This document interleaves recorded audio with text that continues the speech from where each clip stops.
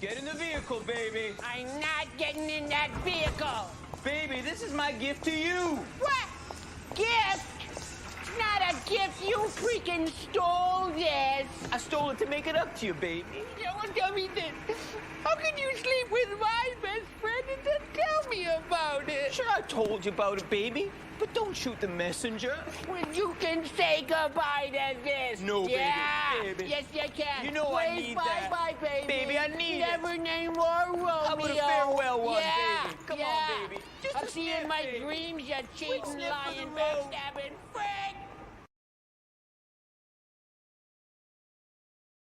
Hey everybody, Yule here. Have you ever noticed that your comic isn't looking as mint as you thought it was? There's a crease in it, some sort of bend that you kind of wish you could get taken out. Take this Conan, for example. Look at this. Bent up. Looking at it in the light, you can see all its defects on the back where there's a white cover. Dirt has accumulated. I wish there was something I could do about that, you ask yourself. Why, there is. If you come into Fantastic Comics, we will press your comic. We will clean your comic. If there is any way that we can help preserve your comic, we'll do that for a nominal fee. Remember, over at Fantastic Comics, when we press your comic, it's not going to look any worse than it did coming in.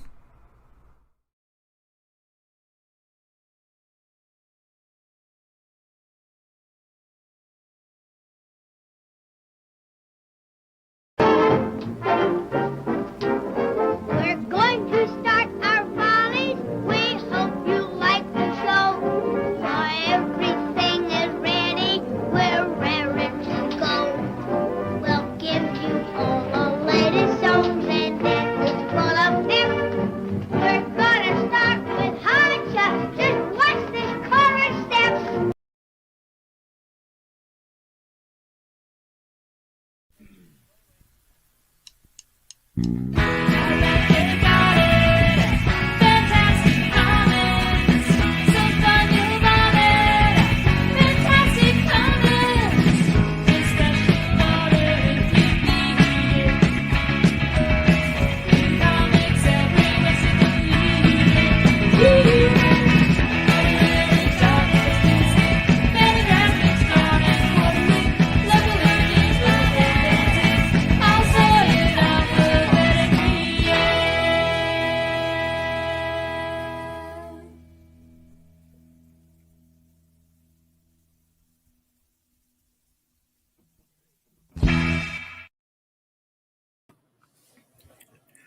Hello, everybody out there in Facebook land.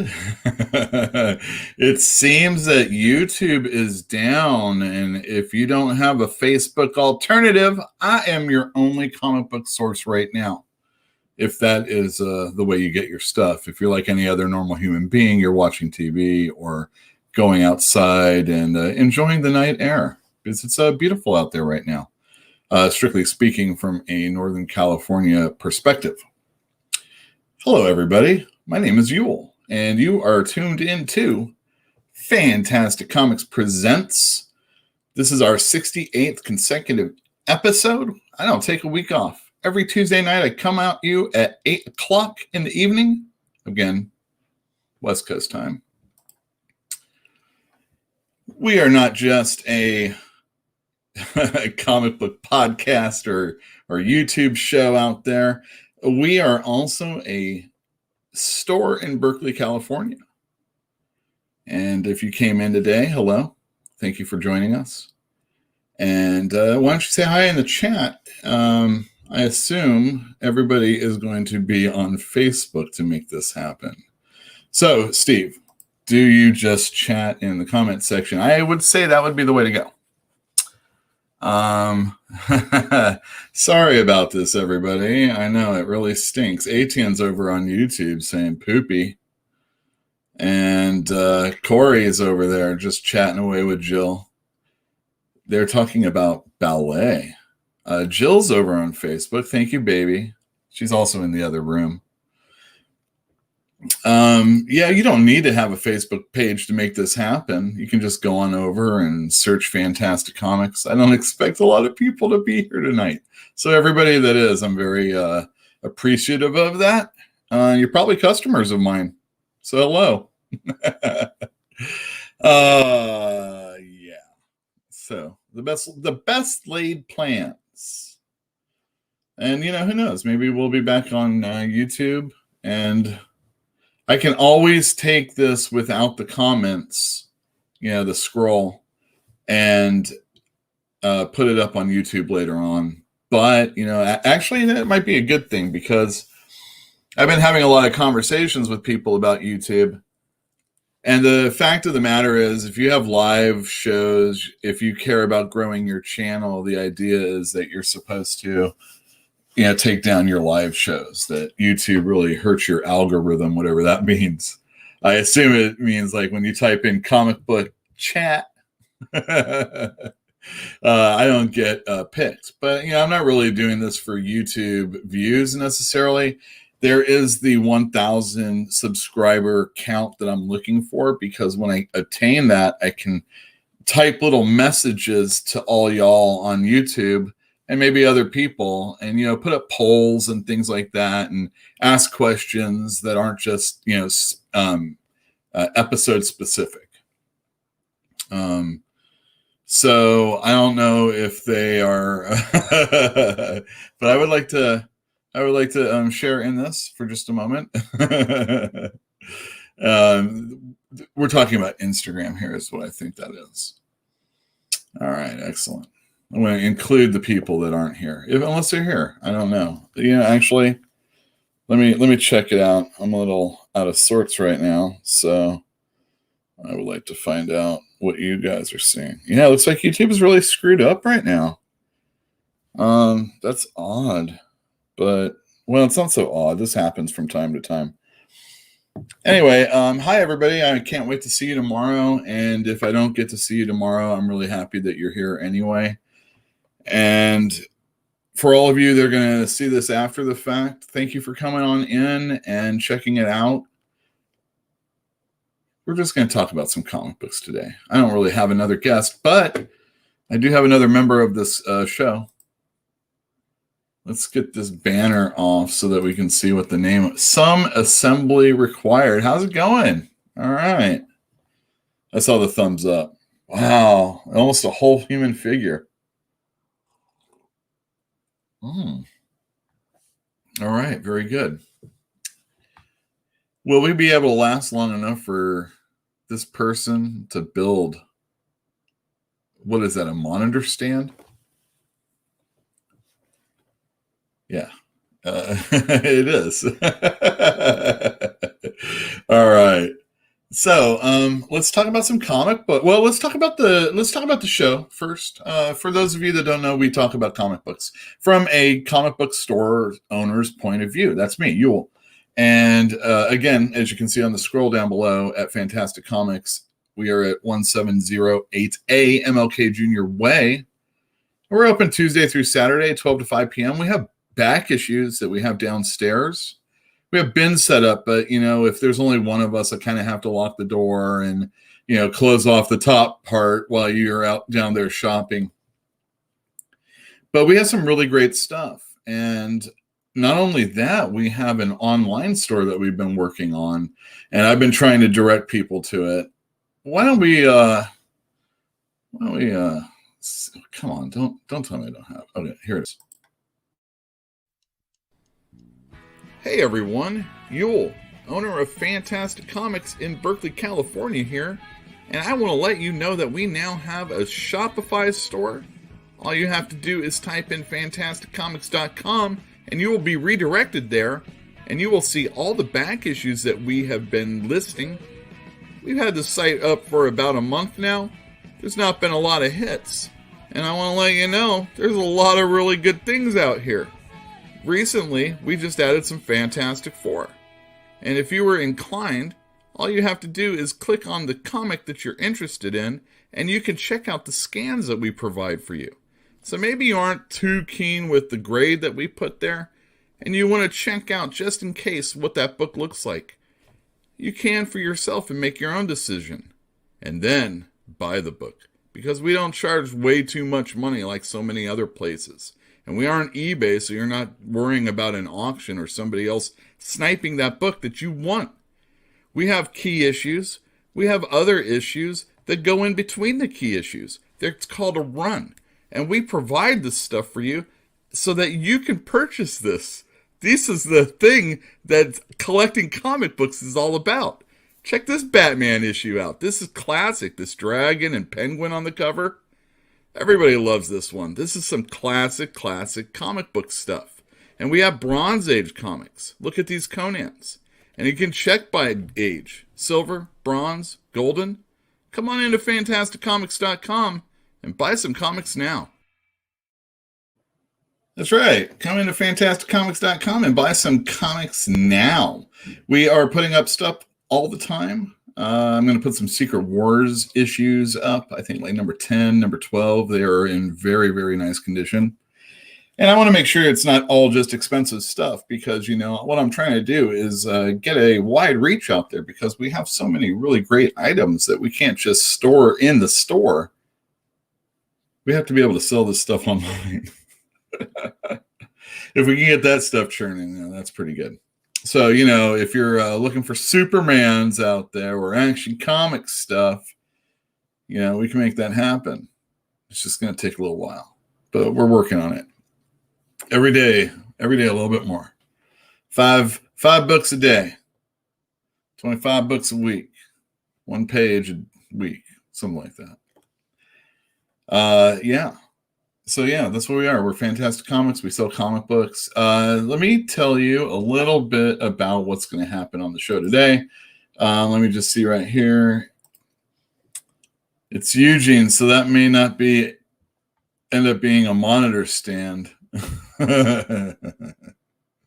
Hilarious. Very good. All right, what do we got? All right, so I want to show you here. Put this up so that I can talk about some of the stuff that's going on right now. Tonight, I want to let you know that if you wanted to get your DC comic books, you can, because we got them in on time. They were in today, and they'll be in tomorrow. But if you were looking for Marvel, or if you were looking for Image or Oni or Boom or all sorts of other companies out there, you probably aren't going to be able to get it until Thursday. For whatever reason, we got notified. We didn't even get notified. It's just one of those things when you're like, all right, you know, it's about the time I should be getting this shipment, and we didn't get the shipment. So then you look at your tracking and you tomorrow, and you're like, well, why? No reason. I didn't get my DC shipment until late. I should say lunar, because it's really not DC, it's lunar. And lunar actually is distributing a new company. Well, not a new company. They have a new company that they are distributing. And that is Scout Comics. And we're going to talk about, well, you know what? Why don't we just bleed this into a review?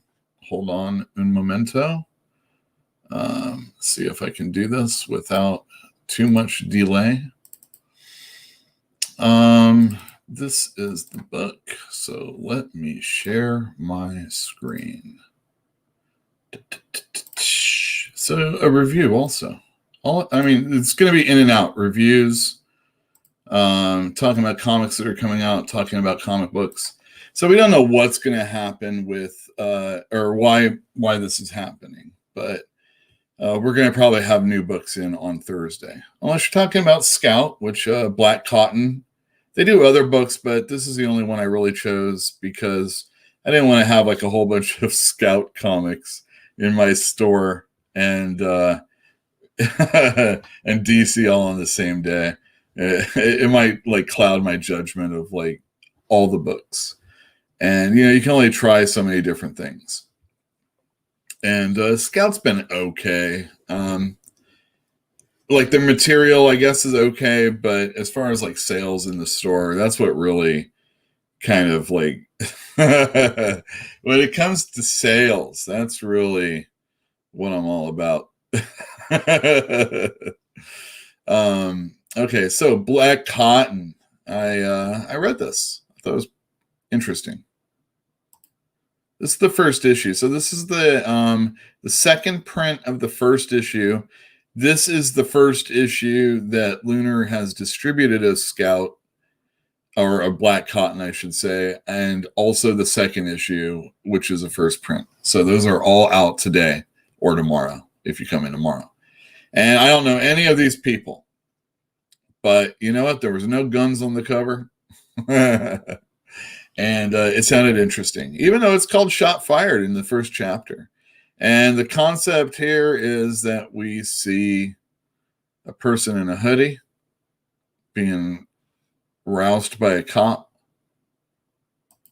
And yeah, when I went into it, I was just kind of like reading it. And oh man, I really wish if people were doing black and white comics that it would be more like matte or newsprint or something that would not make this glare so apparent. Just even if you're reading it without a camera, it still kind of does that. You know how when you're looking at a book, you kind of have to move it around in the light.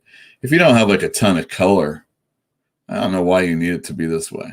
I think there's a perception that if you have like really super great paper, that your comic is good. But this art, although serviceable, is not, this is, I mean, it's still, and it's even, I mean, it's paper thin. It's not very thick paper. It's just, it's this slick glossiness to it.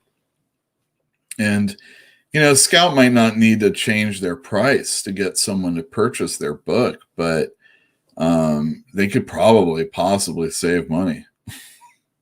And, if it's important enough, when you put it in collection form, you could do it this way. Anyway, the cop shoots this lady. And he's like, oh no. Very violent. So then the next page comes. And it took me a few moments to like realize what I was reading. And at first I was just like, all right, all right, cop shoots somebody, not really paying attention. But then it's an unarmed minority woman when I was kind of like reading this page again. And it made me go back and take a look. And, sure enough, I mean, the way it's portrayed, I don't know if I necessarily thought that this drawing of this dude was necessarily a person of color, a black man. But that's definitely a white woman, right? Or definitely a white person. So what we're getting at here is that a a white woman minority is killed by a black cop. And not only is she killed by a black cop, or I should now stop with the black part, who are the majority of people in this country, but now we're talking about a cop. Now let's just strip it away for a second. A cop shot this woman.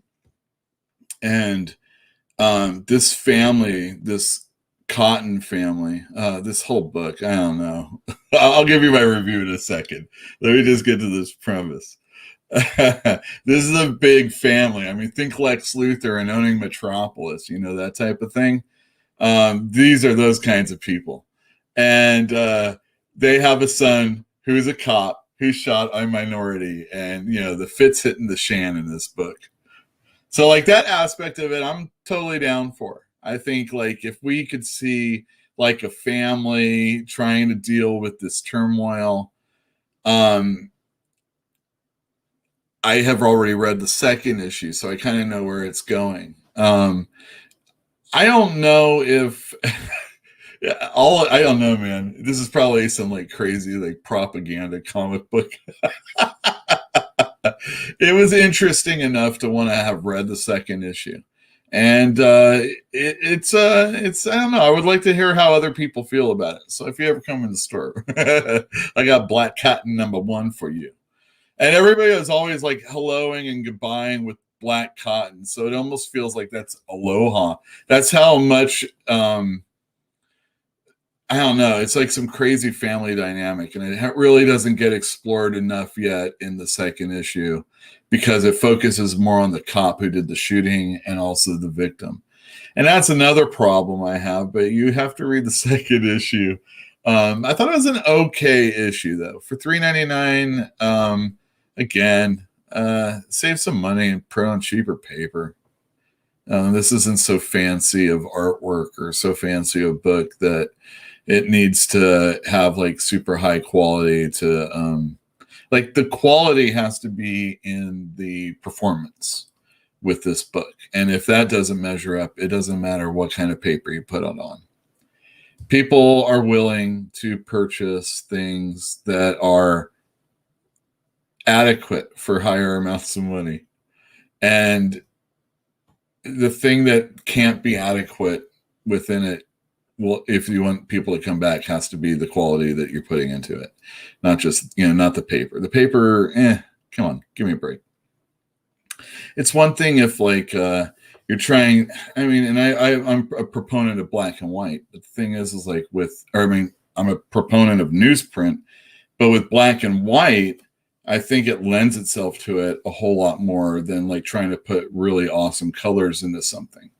So if we're talking like newsprint, which again, I still prefer in my superhero comics, so much so that when like Ed Piskor did the Hip Hop Family Tree book and the X-Men Grand Design books, I think it was mostly in the Grand Design books, he had this like weathered paper look, and I know some people don't totally dig that, but there you have like super high quality thick paper that you can like cut a jugular with, and and it still has that weathered kind of classic feel of what comics from that era look like. And also the Fantastic Four book that Tom Scioli did, that one was really well done in that same regard. All right, so I'm going to stop sharing this. Black Cotton, I think if you are into interesting books, I'm not exactly sure where it's going to go. I was kind of joking, having never seen it, that it might be more of like a Queen of the South type thing. And where you have like a big family dynamic that's maybe they have like other skeletons in their closet that you can examine, and different factions within the family trying to and all that other stuff. Or it could just be rich majority, the difference is that they're black. What? I hope it's a little bit more than that, because if you can get past that really quick, you have like a fairly gripping story that you can really, expand on and totally focus on things that are other than that. And, this is just a setting, but if it's the only thing, I'm not sure if I'm going to love it in the long run. But I read 2 issues, so that's better than most books. All right. So no new comic books tomorrow as far as Oni, as far as Image, as far as Fantagraphics, unfortunately, because Red Room by Ed Piskor is in other stores. But it isn't going to be in ours until hopefully Thursday. And I've been really looking forward to that. I mean, I've got the Patreon going for his book, or for Piskor's Patreon. Speaking of Patreon, let me let you guys know that we have a little Patreon page. You could bump us up to 21 pledges for as little as like $1 a month. I don't even know if you have to do a recurring bill if you want to listen to the interview that I did. It's over there, but you have to be a member in order to get that. I locked you out. But I think it's really good, and it's a little bit of a mystery up front if you don't know who it is, and you'll find out towards the end. I do bleep that person's name because they were like, oh yeah, somebody came up to me and said, I need more blankety blank, using that person's name. And I didn't let that happen. I let the first name go, but not the person's name. And that's like the only editing I did as far as like, bleeping anything that person said. And I think it's, and it wasn't even a bleep. It's just, it's pretty seamless, I think. It's been a while since I listened to it. Oh my God, there are so many people commenting. We all love Facebook. Oh, the stream is working now. Yay, YouTube. Yay, YouTube. Jeez. Good to know.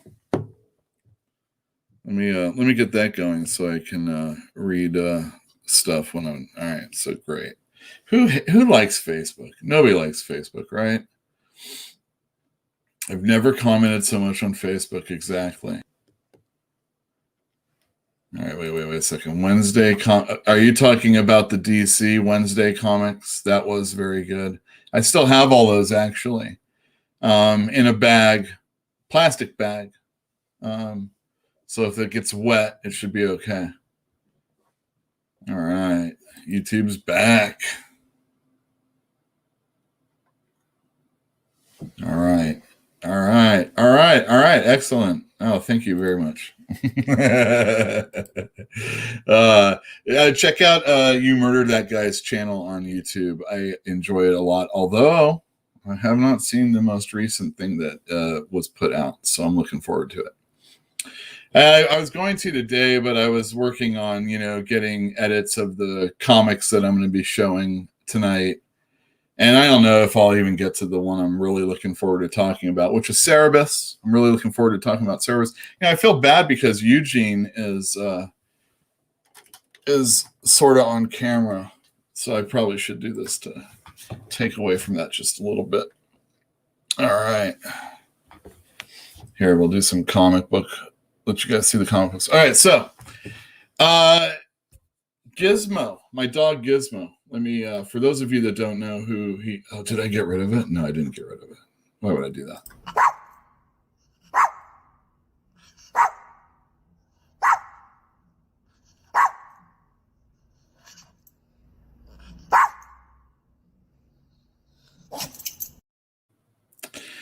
All right, Gizmo is pretty okay. He had this little situation where he was biting himself all the time.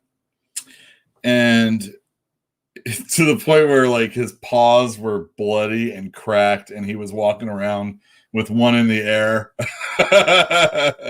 Poor Gizmo. So I took him to the doctor and I also asked, there's this little like that white spot near where his nugget should be.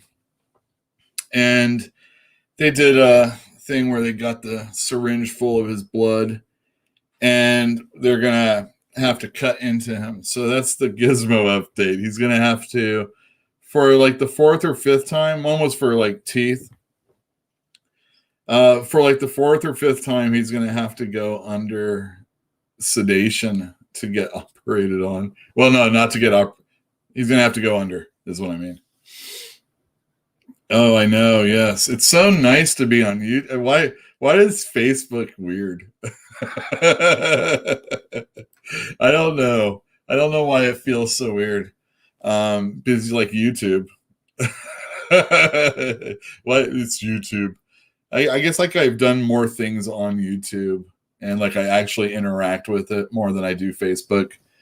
The only time I really worked on Facebook at any time was when I was playing that Mafia Wars game and talking shit on Meg Whitman. I said some bad things, and I totally mean them.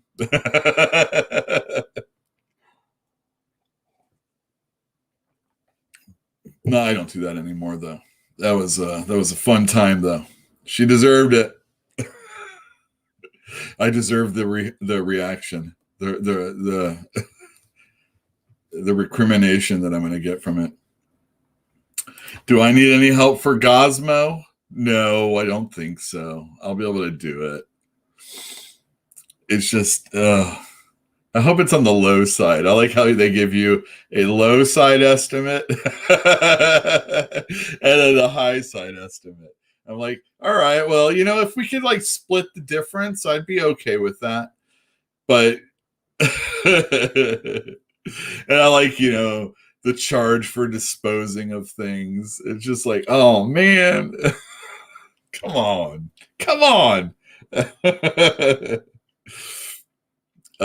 Mafia Wars. That's right. Oh, and that wrestling game. YouTube or Facebook really wanted you to stay on and play little games, but we know better now. Don't take those quizzes.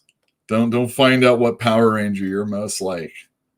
I don't care who I'd be in Lord of the Rings. They're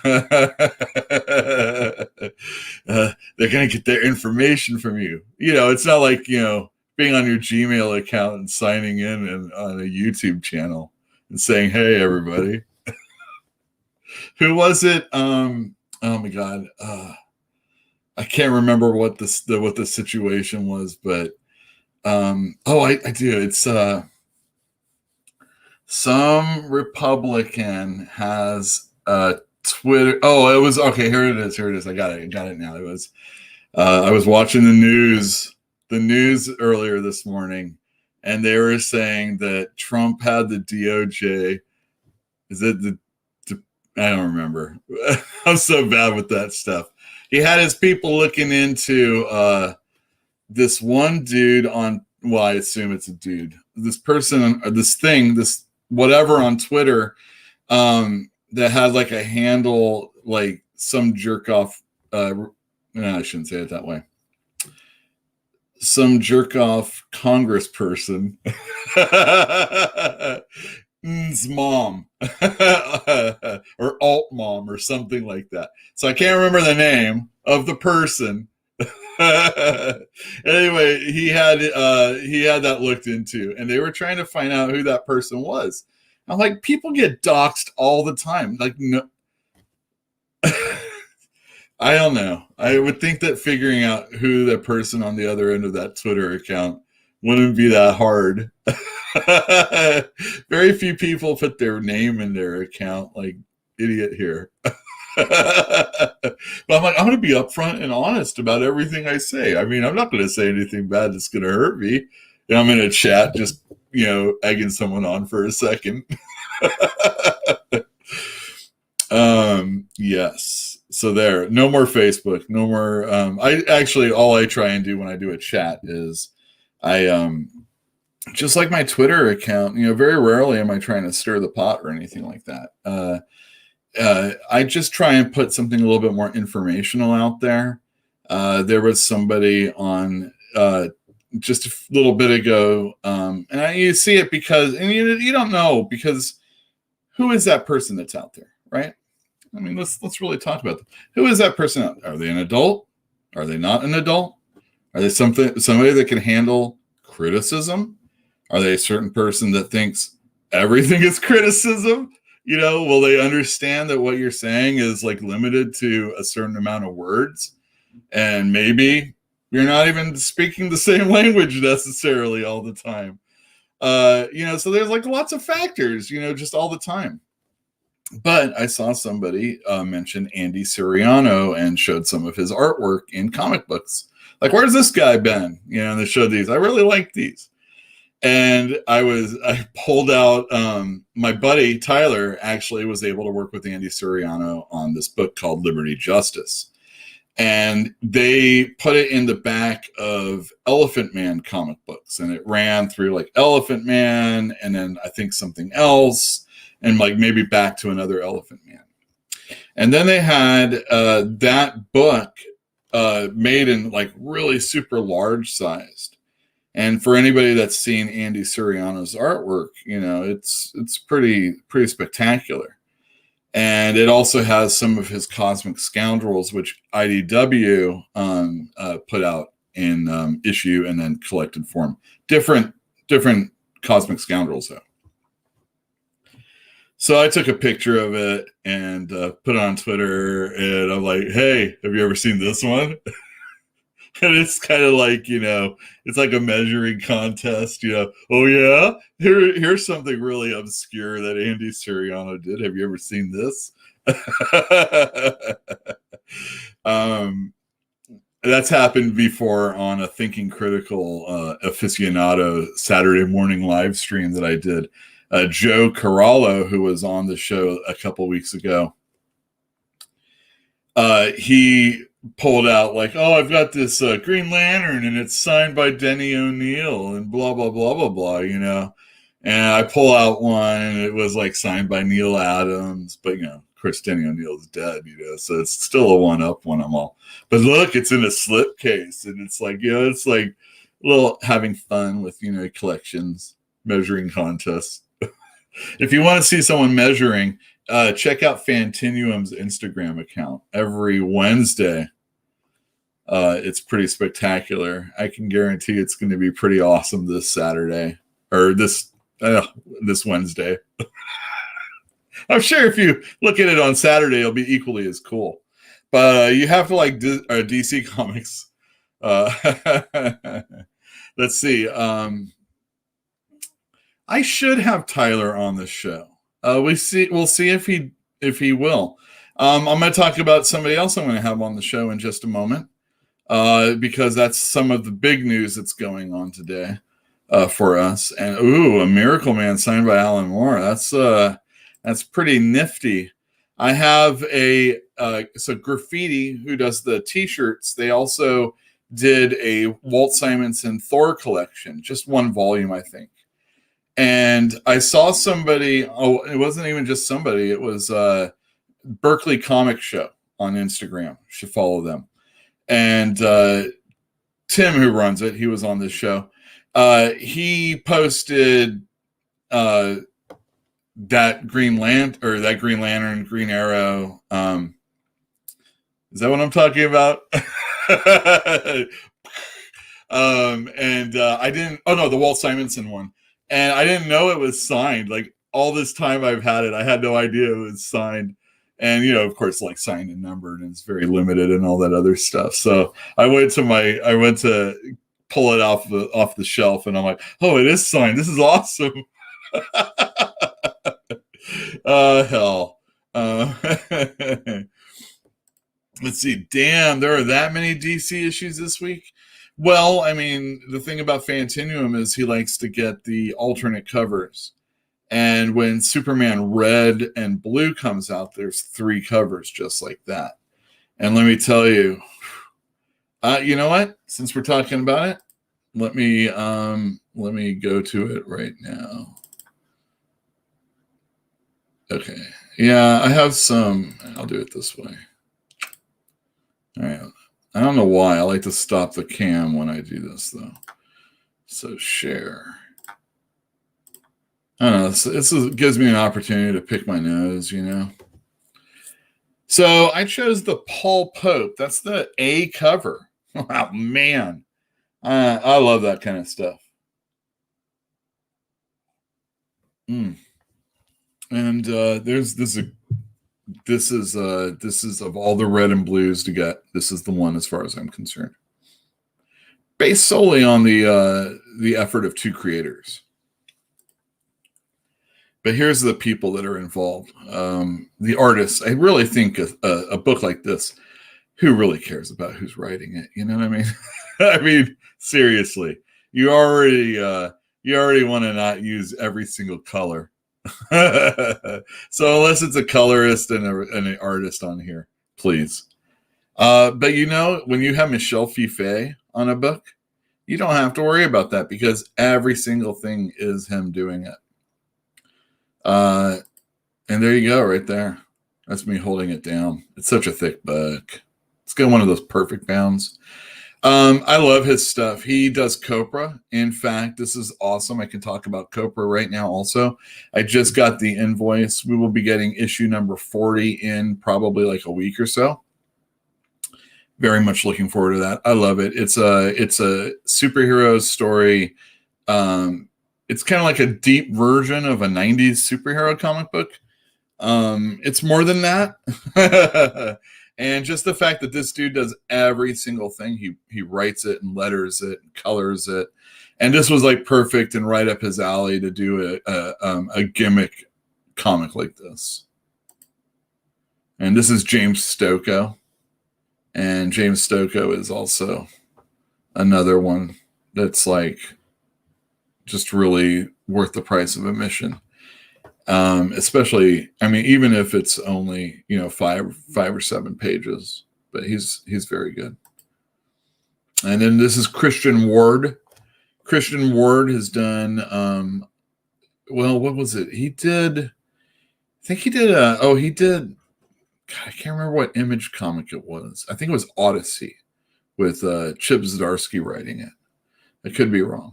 And he's done like a lot of covers and special one-shots like in Thor when Jason Aaron was writing it, Ultimates when Al Ewing was writing it, and Galactus was like not a world eater anymore, but like a life giver. Those are cool. Yeah, so Superman Red and Blue out today. That's a great DC comic book to pick up. And yeah, Stoko, amazing work. He puts so much. Anytime Jeff's on, and we are in the store, Stoko is a kind of like an aberration. Like he doesn't always like the super liney stuff, and Stoko puts so much, you know, detail in just like one panel. He did an Avengers one shot when they were doing like anniversary issues, like, you know, oh, this is the 30th anniversary of Avengers something or another. He did the Avengers one. Yeah. So there you go. That's Gizmo. Big news. Really big news. Oh yeah. So talking about Landry Walker and Eric Jones. I don't know, man. This is I gotta here, you gotta see my face. This is like I'm embarrassed. I was on Twitter this morning, and I don't always hit the store's account when I'm at home. But I have my other phone from previous usage, not this one right here.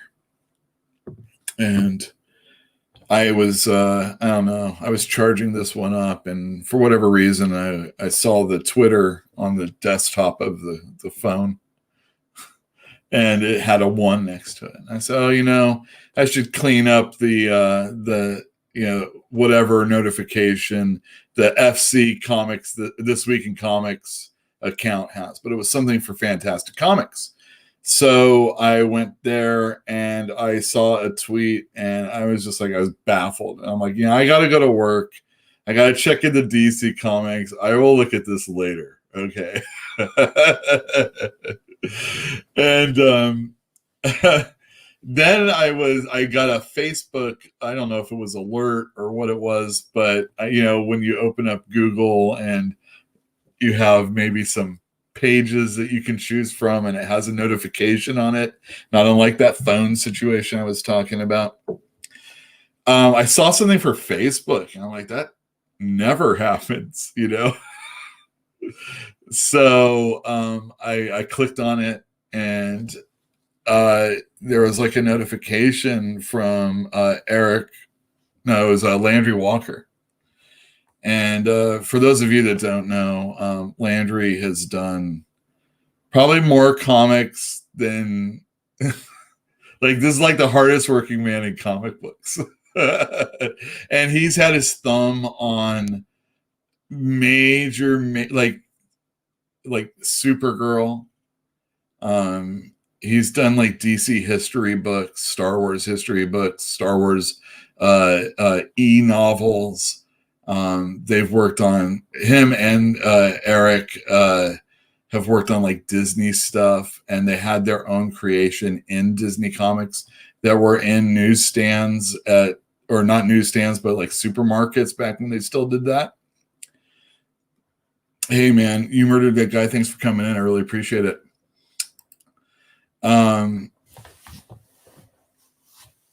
So these two guys, so Landry, he Facebook messaged me, and that's what this is going to.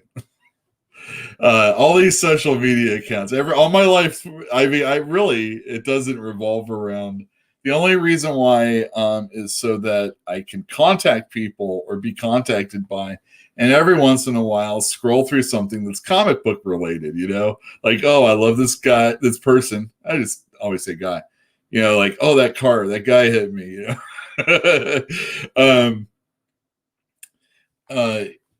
you're just scrolling through, and that person who puts up, oh, this week in comics, all these things came out this year, that type of stuff. Casey Kasem, comic book guy. That's what his name should be. And Jill can't imagine where this is going. What she's saying is, I've lost it. I don't know where it's going either. But I've got all sorts of. So anyway, I know where it's going. I'm going to share screen right now. Share screen right now. I was told that Resilience, Creators Against COVID, Persevere, now available. And this is what was mentioned on Twitter, and then there's a link to it. And and this is the thing right here. Let me see. Let me get this big for you. I hope that works. All proceeds from this comic, don't click on that link when you go here. It's just our old page. I'm going to fix it. Have Jeff fix it tomorrow. It has like an old ass this week in comics video or something. Maybe it's the other one. The other show I can't ever remember at the time. Anyway, we'll go to Fantastic Comics in Berkeley, California. And I'm like, oh, what? I'm flabbergasted is what it is, because, I was joking around with my brother that, I think that the store needs to do one of those pathetic posts that's out there. Like, oh, woe is me. I need some accolades. I need a pat on the back. We're working so hard here to keep this so-and-so going. I've never really wanted to do a GoFundMe, but it's totally a realistic thing that other stores have done, and in no way am I dogging on anybody for doing that type of thing. I think it's sad that we have a world where people need to GoFundMe a kidney operation or whatever, a heart transplant, or world disasters need to occur for us to start caring about fixing something for people. I could get in a super deep as far as that kind of stuff is concerned. I always felt that, like, rather than give me money, I would rather sell you a comic book. And let me get that link and I would rather sell you a comic book because, maybe you could pass it along, let somebody know. I hope this works. That's the page that's on. Now you can buy a book. And supposedly the proceeds are going to go to Fantastic Comics. I did hear some really so out here in California, there was this a town called Paradise that burnt up basically in 2018. You know, everything went really horrible, and you know, it was a drought, and then, you know, fire and all that other stuff. And there's been a settlement, and you know, the problem is like PG&E, who has to pay this out, is like, well, we're going to give you some money and give you some stocks, and they are going through bankruptcy, and their stocks ain't worth as much. So like this supposed 13 million is really only worth like 11 million. And then you find out that everything's being taken under control by, and I forget, it's not an assessor, but something like that. Like a trust. Oh, it's a trustee, because everything is in like this trust fund and everything's getting doled out. Oh man, I think it's 150,000 a month this guy's getting paid. I don't think it's a year. I think it was a month. Even if it's a year, that's screwed. I don't think it is. And so like, who knows what these resilience creators against COVID are really, who knows what their administration fees are going to be. But I'll get back to you on that, especially if you guys, so if anybody out there is interested in helping out Fantastic Comics, I mean, it's like super overwhelming, and it's pretty awesome. I've worked with Landry and Eric both when I worked at Comic Relief, and you know, it's pretty awesome. Let me think. Let me do it this way. I love you guys. I love you too. I'm so happy to be here. All right, I'm so happy to be here too. Let me get a drink of some Denogonizer. I got a full beer right here, and I got a couple more comics I definitely want to talk about. I also have some other big news. That wasn't big enough. I did a video on thinking critical. I want to share the screen one more time, but this time I am going to keep my face. I forgot what I was doing here. I'm not going to do it with audio, but if you ever go to Thinking Critical on YouTube, and you go to their videos, because their homepage, there's all sorts of stuff that's kind of old and all sorts of, I mean, good stuff, but not necessarily current or up to date. But here is an interview with Eric Canetti. I'm a big fan of Eric Canetti. That dude has some really great artwork out there. And he's going to talk about working under Jim Lee at Wildstorm for 22 minutes. I can't believe Wes can squeeze another extra hour out of that guy. But better than that, and look at this, 1.4 thousand views so far. I'm going to put the mute on that. Is me on Thinking Critical. It was just a neat little 30-minute little jam that we did, talking about back issues and collecting and CGC. And look at me. You can't tell, but I'm wearing a Golden Girls t-shirt. Very blue that day. And we're talking about getting together and doing this way more often, maybe even weekly, and for like an hour. Because Wes, the guy who runs Thinking Critical, has like, you know, he's stretched out and does this as a podcast also. So it's not always like just a viewy kind of thing, but you know, YouTube. You want to do YouTube. YouTube's fun. You can interact with people. A podcast, you can interact with people, but it's like, you know, you're reading mail and stuff like that. Let me see. Yeah, FPG&E. I agree. If it was to that, yeah, I agree, Eric D. Did I miss Gizmo? Gizmo is going to have this piece of white skin that's bubbling up near where his testes should be. Well, I'm no doctor. Maybe they hang lower. I have no idea, but they ain't there. Anyway, that's going to have to like get scooped out and then sent to see if it's even worse. So that's when I'll be begging for Gizmo money. Yeah, it was Yule's and Yule. So I'm going to be doing, so I think like in 3 weeks, Wes is expecting his newborn, his third and last, he said. And after that, we're going to get together. I feel bad because I know he's kind of like he's a good facilitator for us. I thought he did a really good job, leading a question to another person and letting us have time to talk.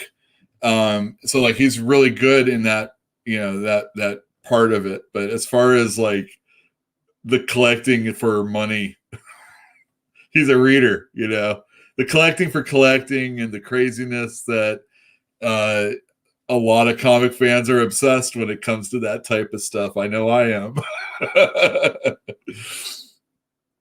Oh my goodness. Okay, here we go. I had my sister transfer a tape for Yule when he was a younger lad. And she was like, he looks just the same. LOL. Totally agree. Had a Dodger hat on. Yeah. I did not hate the team at that moment, but Fox and Friends. No, not and Friends. It was just the Fox regime. It was they were doing some stuff I couldn't handle. Poor Mike Piazza. He shouldn't have had a New York Mets hat as a Hall of Fame career, in Cooperstown. That should have been like, only, I mean, I just don't get it. It doesn't make sense. How stupid. Just keep the dude. I mean, you ain't going anywhere anyway. So keep the dude. Don't even give him a chance. Sign him up. He's your guy. Everybody wore his shirt or something. I agree. Boo. Stars should stay on their team. People shouldn't leave. And when they're used up and gone, they should be taken care of like all the comic creators out there. Oh, never mind.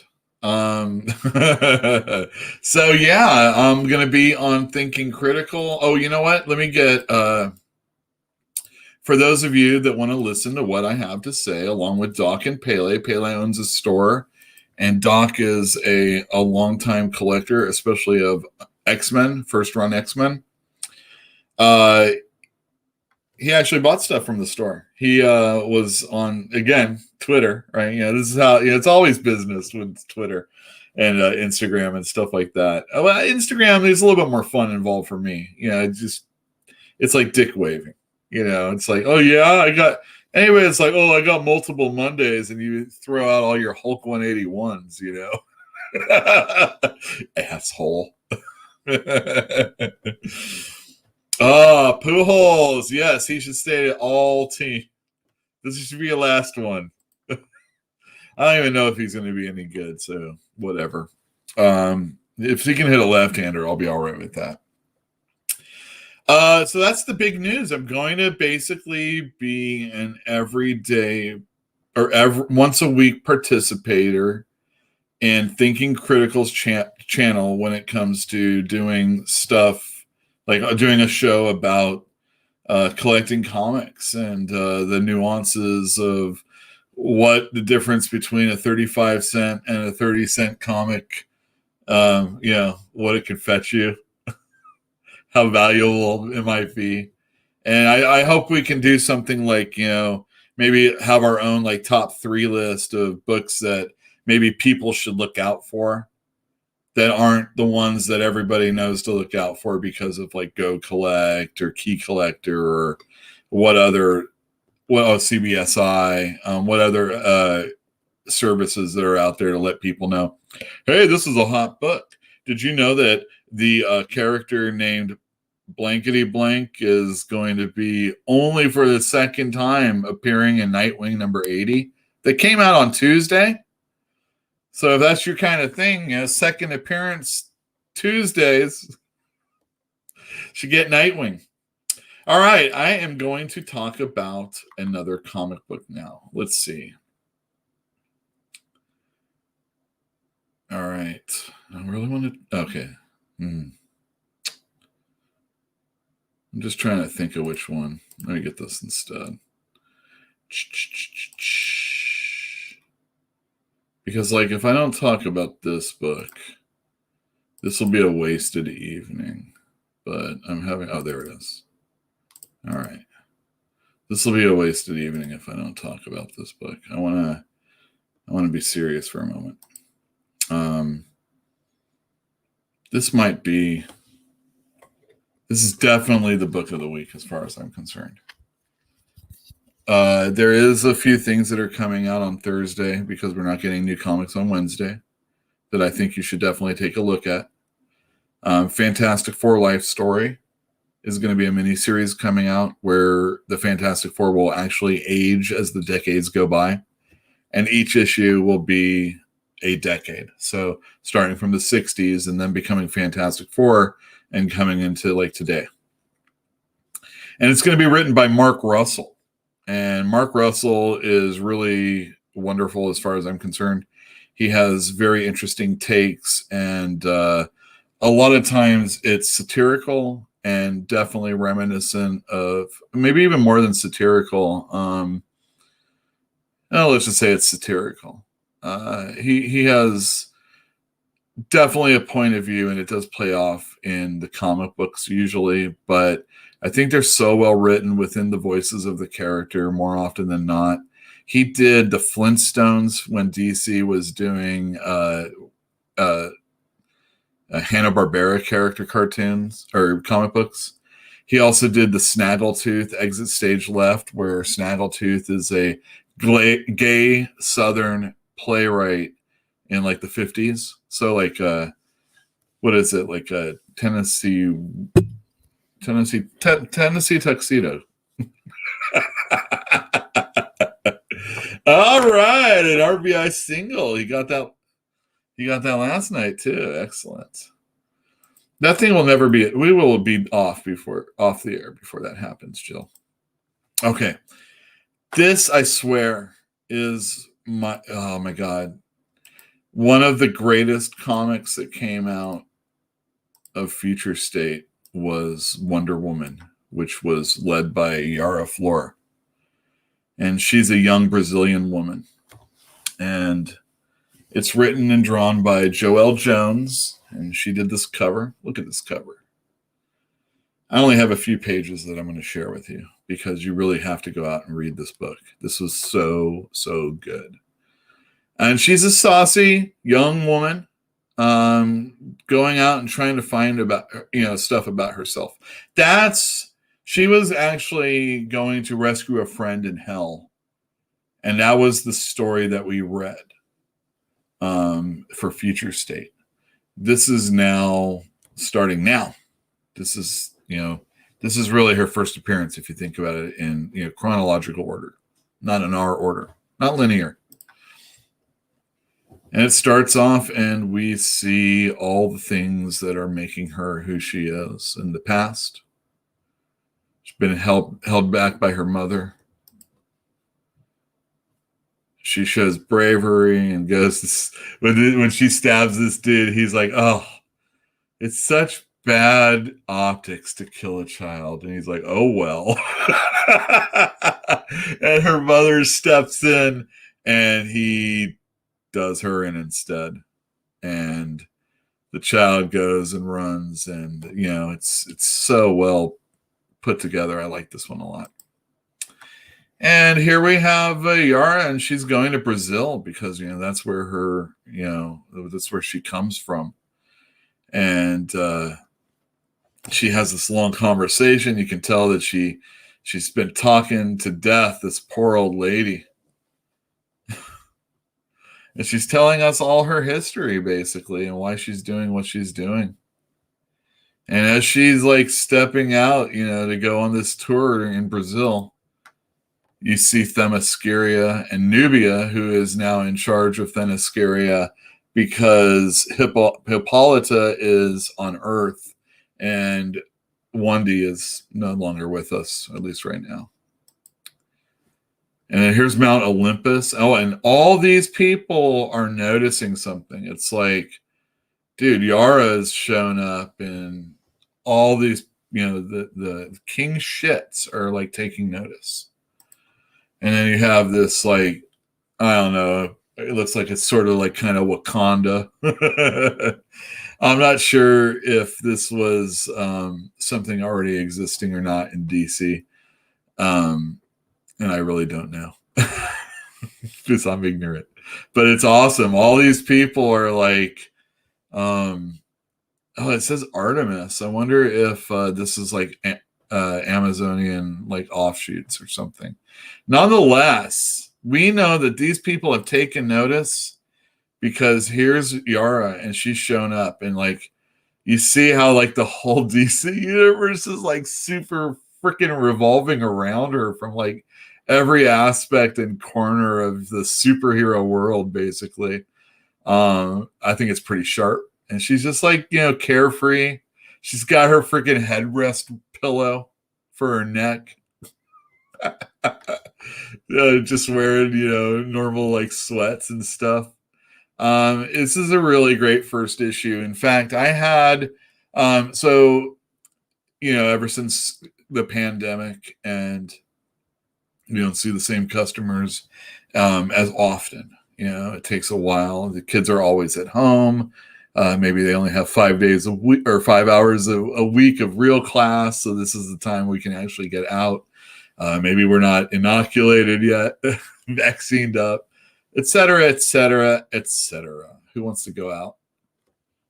I had I had a husband and wife team today, and that's why I said the kids bit. I said, you should really get Wonder Girl. I think your daughters will like it, and I hesitate to recommend things for younger readers because maybe I'm just like out of touch. But in the very least, I think you're going to like it. So she read Wonder Girl while I was helping he with other books. And probably halfway through me helping she says, "Oh, this is good." And I'm like, I was really happy because, again, kind of like, I don't want to beg for money. I just want to sell a comic book. And if I'm going to sell a comic book, I would hope that more often than not, they would be like this. And, there's going to come a point in time when Joelle Jones might be writing it and maybe she isn't doing the illustrations. And it definitely could be her illustrations that are selling this book to me. But she really puts life in the character. And I actually enjoyed the Superman Wonder Woman Future State book that came out, which had Yara and John Kent. And I thought that was really good also. Not everybody liked that one as much, but this is a real good character. And it doesn't feel like, she's using the Wonder Girl name, but it doesn't feel like it's necessarily like there's more to find out about her. This is a character that's going to have a lot of adventures opening up and finding out who she really is, and they're teasing us with it. And I think this is a perfect superhero book for a lot of readers, and definitely one I think a lot of people can get into and should get into also. Funny enough, I tweeted yesterday because I read that. So the books came in. Around, 5 o'clock yesterday to my house. And oh, shoot. Oh, is that true? Well, I'll renumber them sometime before I take them off altogether. Oh my gosh, Joelle Jones. She did Lady Killer, which got optioned for like a Netflix movie or miniseries or whatever. So Joelle Jones, she was just the artist. But she's wonderful. She's super great. And this Yara Flor character, I think, is for real. And DC you can only screw it up. It's like it's perfect. She's a perfect character, I think, for them. Yeah. There you go. There's my Yara Fleur pitch. Anyway, I tweeted about how much I liked it yesterday, and I put up some different pictures than I showed you. And I like nobody pays attention to what I have to say on Twitter. I've posted pictures. Oh, every once in a while, maybe a dog one. Everybody likes to respond to a dog one. But I got 20 people responding. That's a lot for me. And it was all positive. It was great. There was this one person that asked, how woke is it? And I don't usually say that. So this is me letting you know what was said. And normally I don't even respond to that. But I thought, this is a good one to respond to. And I said, it's a 3. 3 out of 10 is what I should have said. But it's a 3.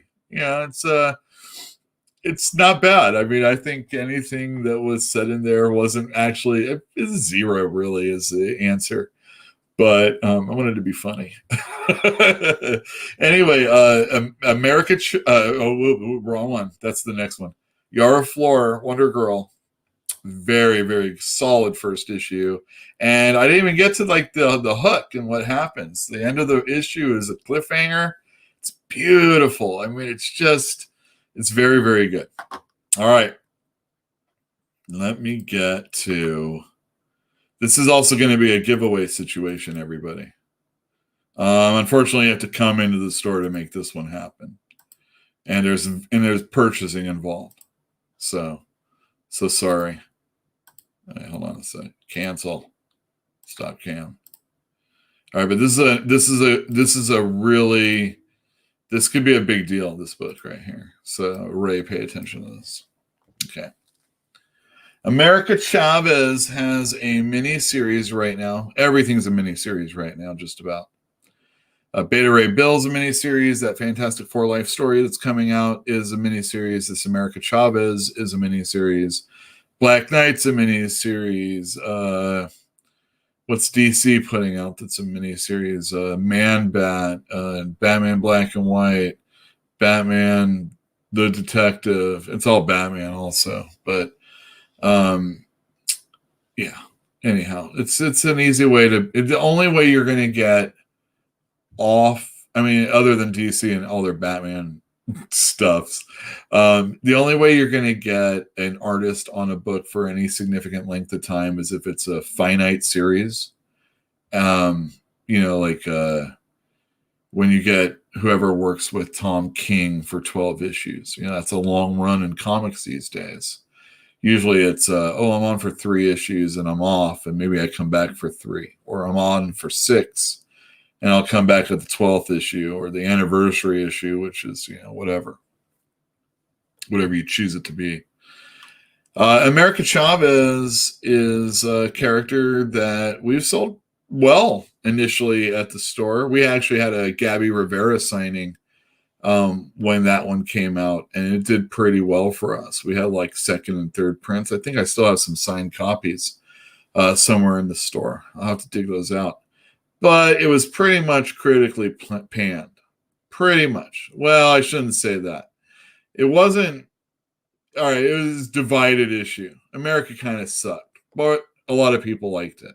And I think a lot of the people that liked it probably were in it for America and probably the creator. And they were going to be down with it no matter what. So sometimes, you kind of have to be able to divorce yourself for what you like and then kind of take a look at it. I thought there was some good artwork, but overall it was a pretty clumsy series. This is a series that's going to fix everything. And by the 3rd issue, this is the one that I sold out of. Also, I ordered less of. And also people are asking for it. Not a lot, but let's, pay attention. This young woman here has captured America down here and is telling her some stuff that's different than what America remembers. We've gotten a lot of flashbacks of America as a child, washing up on the beach, remembering her mothers in this other planet, solar system. I forget what it's called. Can't remember right this second. Utopia, where there's only women that live there. and she has mothers and all this other stuff. This lady here, this young woman, is saying, no, that's not true. And I've got this in this vial, this stuff that I can inject in you so that you can start remembering it. But I kind of would like you to remember this on your own. And she starts spinning this story about two women who are on this island 15 years ago. And it's all about their story and how they meet up with this dude. And he's offering them something, and we don't know exactly what it is initially. This is later on in the book. So what the deal is that America is she has some sort of problem, and they can't necessarily solve it. But these two women are going to try and do that with this dude's help. So they're supposed to join like this Dharma initiative or something like that. Anyway, this opens up, and you see this is what America remembers as utopia. So whatever happened from this time to where America is strapped in this chair talking to this young woman, we find out is probably America's sister. And then this is the holdout area where utopia used to be. Look, she even has stars on her wrist, just like America. Of course, the superhero fight ensues. And then we see this is like the final offer. He's like, come on, think of your children. You know, you have one daughter that already has this problem. You don't know if the other one isn't going to have it manifest also. And it seems like ultimately they join. Of course, there's so much more that's going to happen, but there's only two more issues. So I'm interested to see how this story is going to go. But basically, this is a retcon of the America Chavez character, who has had kind of a hard time. So this is probably a good thing. And so this is an issue that a lot of people might possibly want. If you're at all interested in it, you can have it for free. You just have to come in and buy the first and second issue. So say, come on in, I want to get that third issue. You know what you got to do. All right. But I really like it. I think the artwork is excellent. And it's a series that I'm looking forward to reading the end of. It was pretty good. Yeah, so there. All right, let me see. All right, here we go. Has that? Yes, it has. There have been 2 issues so far. The second issue is already going back to second print. The first issue already has, and it's excellent. There is a, oh my God, what's that like ripcord clothesline that the Rainmaker does? Is that his Rainmaker move, Ray? There's a scene in Beta Ray Bill issue 2 where he does that. He does that Irish whipcord into a clothesline, and it's freaking awesome. He put such amazing. Daniel Warren Johnson puts such amazing animation and power and force into all his physical movements. Even just like static images are amazing. He is really, really good. Kenneth Bird, thank you very much for being here. Hello. You know what? Let me do it this way instead. Kenneth Bird. What's up? What's up? What's up? What's up? What's up? Hello. What's up? What's up, everybody? Almost as the show is ending. You know what? I got another thing for that too. This one.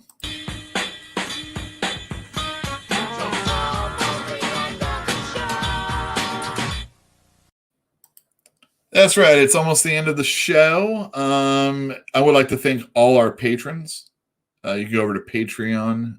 It's in the description down below. Like I said, for as little as $1 a month, you can get that interview I have with. I'm not going to do it. As I'm not going to give it away for free, and I'm not going to let people know who it is until the very end. So it's up for you to try and guess who the person is I'm talking to. But we talk about Dungeons and Dragons. We talk about Marvel. We talk about creator-owned books. We talk about we talk a little bit about Canada. That's a giveaway. But you should check out that interview. Like I said, for like $1 a month on Patreon. Maybe I'll do more. What I'm really thinking is I'll get on and I'll talk like for 15 minutes and have like an audio recording so you can have like a little mini podcast. But I'm trying to work on that. But now with that other thing, I don't know. I'm feeling like I'm going to get swamped. Plus, we have the online store that we're working on, pressing comics, and then there's all this stuff that comes out weekly. Oh yeah. Okay. So this is most important for those of you that are like, all right, so Yule's not going to have new comics on Wednesday. Au contraire. Au contraire. I'm going to have some comics tomorrow, and I'm going to show you what they are right now. Let me just get that up. And this is comics with an X, I'll have you know. So Eugene, pay attention. Yeah, I'm gonna give you the thank you letter also. I think this is a great thank you letter. All right, let me share screen. All right, for you people out there that want something just a little bit more independent, this gentleman, Rob Mirsky. He does this book called Sludgy. There's 2 of them. This is like 1 and 2. And I'm going to show you some of the interior artwork, but first here's the other cover, the back cover. And I don't know. So this is when Noah Van Sciver, who has done Johnny Appleseed and Blammo and all sorts of stuff for like Fantagraphics.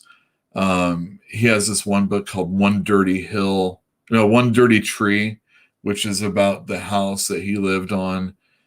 And it was 133. So, you know, kids, they're jokes. Anyway, he lived in like a life, if you ever thought you or someone you knew lived in squalor. Anyway, he has a YouTube channel, like us all. And he talks about, you know, his friends and, you know, people he can get on his show and his awesome artwork and stories that he does. And one Sunday I was just at home and, you know, I was in front of the computer and he threw out his link like I could do right now to you. And he dared people to join his show. And I did. And I got on and I let people know that I own Fantastic Comics in Berkeley and that I liked his stuff. And I talked about, you know, like Michael DeForge, which later on, you know, it started this whole conversation about him. So I felt pretty all right. And I let people know that, hey, you know, if you're at all interested, you know, give me a contact at Fantastic Comics. And I would love to buy your books. And so this is the first round of books that I got from some of the people. I have some other people I need to contact to get their stuff. And it was definitely fruitful. And I can't wait to be able to move this for you. Some of the books are as little as $5. Some are like $7. They come, you know, in all shapes and sizes. There's like a thicker one that's like $13. But support independent creators. This, you know, I'll have to buy more. And this is like really fun stuff. And I'm going to show you some more. So he has this one called Tiny Comics, again with an X. And this is obviously a rectangular book. So think about being bored with Marvel and DC. And think about the fact that Image Comics is not really independent, but what it really is people that have made their names at Marvel and DC and then are now plying their trade and creator-owned stuff and possibly they're good things that they put out. This is my good stuff. I was saving myself for someone that will take care of me like Image Comic Books. So I find that Image and Boom with Keanu Reeves and Matt Kent and Ron Garney and Grant Morrison and all sorts of other really big names or products like Dune, you know, and IDW, which has like G.I. Joe and My Little Pony. Boom has Magic the Gathering. You know, these are not small independent companies. That Scout probably has some foreign investors.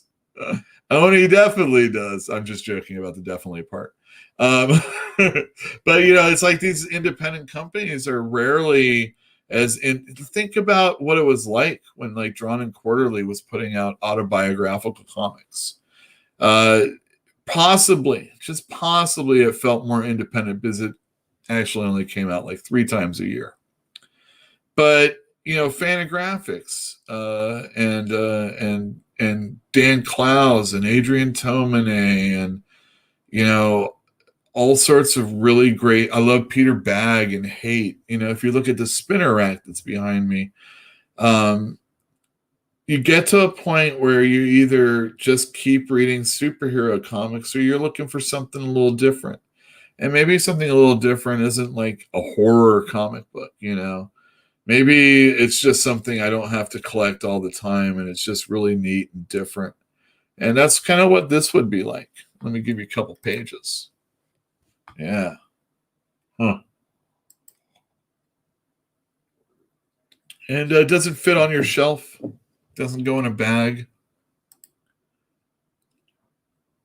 It's just it's just independent work. You know, this is people that aren't think about it. This will probably be someone that'll ultimately have to go and storyboard for some freaking movie because you can't really make money doing this. Hopefully you figure out a way. Again, another little rectangular book, not as small. And it's about all these bricks doing things. Hilarious. Bowling. Yeah. Just why? Just it is. Just is. And then he has this book called Read More Comics. This is that $12 one I was talking about. Don't worry about the fact that you don't have number 5. And look at all these comic books that he has right here. Let's see, Mega Hacks. Peep Show. I love that issue. 8 Ball. I love that issue. Dirty Plot. That's Julie Doucet. Dan Clowes' Pussy. Johnny the Homicidal Maniac. God, what was that guy's name? His name is like Durnod or something like that. Oh, yeah, these are great. So, yeah, if you're a fan of these type of comics, I think this is the guy for you. And, let's see this one. So, Erica, good news. I got an offer in mechanical engineering. I think I'm going to take it. It's going to be cool. It's basically robot design. Are you crying? No, sorry. It's just, who am I going to hang out with?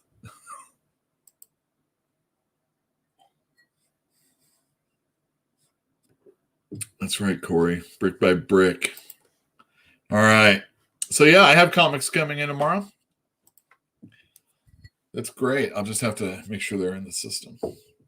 They do look great. I know. Thank you, ATN. All right. Let me do it backwards. All right. Brick by brick.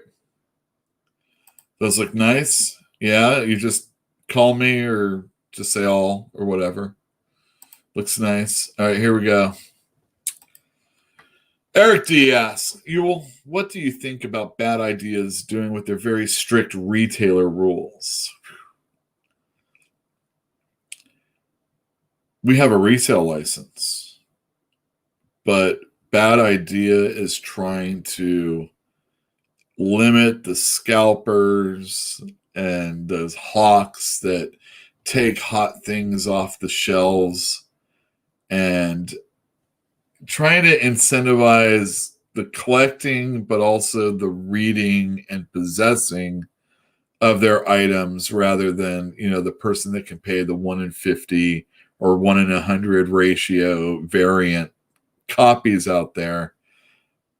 But Bad Idea, I didn't look into it too much because they wanted store owners to jump through hoops. And some of the hoops that they wanted were, you can't sell your book, these books, for more money than cover price for a whole month. So when the first rollout of these issues were going to come out, everybody was found out that they weren't going to have as many of the books available as what people requested. And sure enough, somebody supposedly sold some of the books for more expensive than or over the cover price. And then Bad Idea comes out and says, well, we've banned a store. And I don't think they normally announce who it is. So, this might be all. I think Bad Idea is bullshit, is what I think it is. I didn't want to do it. I didn't want to I didn't want to jump through their hoops. I can see what they're doing. They're trying to do something that promotes things, have something exclusive, but then they didn't even print enough for the people that needed it. And they have other things, like there's this one comic that they are selling. It's only $1, but you could only sell it that Wednesday. So let's say you're a hold customer and you can't come in Friday. You have to figure out a way to spend that $1 for that comic book, because I can't sell it to you on Friday. I can hand it to you on Friday, but I can't sell it to you on Friday. It's got to be on Wednesday.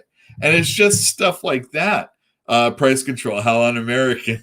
Well, again, there's that resale license about stores. Here's a story about a comic collecting incident with my father. The the Return of the Jedi Star Wars Marvel graphic novel, it was like a magazine size book, came out a week early, and my comic store owner wanted to sell it to us. Like, he pulled it aside and was like, here, you get all number ones and you get all this other stuff. And he wanted to charge us more than cover price for that. And my father was like, all right, we're out of here. See you later, dick. That type of thing. And but that at least is his prerogative, and he's allowed to do that. It's not cool, but he paid for it with my father leaving, or he didn't pay for it with my father leaving. Big deal. But Bad Idea. You signed the contract to get in with them, but I think, are you willing to sign any contract? It feels like a have and have not situation. And I didn't even look into everything that you had to do and promise to not do in order to stock their books. But, it's a real situation that people come into your store and buy things, and they turn around and sell it for more. And as a store owner, I could do that. I could put it up on eBay. I can get it slabbed, put it up on Shortbox.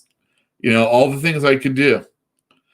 But I, again, kind of like at the beginning of the show, I'm talking about rather than just get some GoFundMe money, to check out Resilience.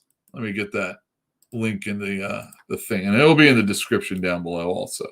Also, this is long, so I don't know if it really is working, but check it out anyway. Because my buddies, Eric and Landry, and the artist always goes first, right? Not in my life, but it's just I worked with. Eric was the guy I really worked with. When he needed to take time off to finish his book, Landry had to fill in for him. So Landry technically didn't work with me, but he knew he was the guy in charge when I was there. If Eric wasn't there. And Eric, man, that guy. We'll talk about comic relief stories someday, right? Yeah, I want to sell a comic book. I don't want money given to me. I want you to get something you want. But I also understand that it's really difficult to just keep buying comic books. They take up a lot of space. And you want to get rid of them. And when you get rid of them, it doesn't net you near what you paid for them. You have to kind of feel like the whole effort of having them is part of the price that you pay to have it. And when you get rid of it, if it can make you anything, you should be happy. Because you were writing them for that time, that happiness for that time. But keep your sagas. They'll come back again. So, and also I was on Thinking Critical this Saturday also, I do believe. It gets all, it swirls. It's hard to remember sometimes. We had actually a really good conversation about gender and race swapping of characters. And one of the guests just like nailed it so perfectly. And it was like things you know, but you don't know how to articulate them in such a way. And it's perfect because like it's understanding that this stuff happens and there really is no problem with it. But at the same time, you can understand why you might be better to do it a different way. And it's interesting because it's all within the context of a conversation that Dan Slott was having on social media. And he's a nutbag, but I do like his Spider-Man. His FF is pretty good too. And not my favorite, but I mean, it's pretty good. But, you know, he's talking about how like it was like the 6 days. It was a long time ago. It was old ass white dudes creating these characters. They've had their time in the sun, blah, blah, blah. And it's like, Dan, you're an old white dude writing about white characters. Shut up. Why are you stirring the pot? You have a gravy. Ugh. You fool. Oh, I'm in. Old people eventually lose their connects. I think of like the Seinfeld episode when Morty Seinfeld's going to go and work with Elaine. Because you know, he used to know fashion back in the day. And now he's an old man. Good episode. Yes, we will be talking about collections. Collectors. On Thinking Critical. I can't wait, man. This is going to be my next career. Thank you, everybody, for all of you who have tuned in live. I know YouTube was wonky. That's the way of life. But thank you for joining us. I really appreciate it. It was fun. I had a lot more comics to talk about, but somehow I was able to stretch this way so long. Tune in next Tuesday. I'm gonna be having some guests in. I'm definitely gonna have Rick Worley on. I know I said goodbye. I'm staying on. I'm gonna have Rick Worley on. He came in the store. We were talking about his documentary that he did. You should go look at his stuff. He has a Woody Allen documentary. I know it can be a touchy subject for a lot of people, but I think it's educational. It's interesting and it's well made. And if you want to see what people that aren't in the mainstream can do, you should check out Rick Worley's channel. It's WORLEY, Rick. And I can't wait to have him on. It'll probably be a couple weeks still because I'm still trying to get my nerve and brain power focused for that, and all the ruckus it's going to cause. But yeah, for anybody else that is watching this after the fact or listening to this after the fact, if you are all could give us a thumbs up, maybe leave a comment, talk about something that we talked about so I can respond to you. I usually do that. It's only about 3 people that do, but I'm not going to answer ATM though. Anyway, you want the show to go on longer. I'm what is it called when you when you can't say the words you want to say? I'm edging you. That's what I'm doing. I'm edging the good night, and I'll see you next week. Bye.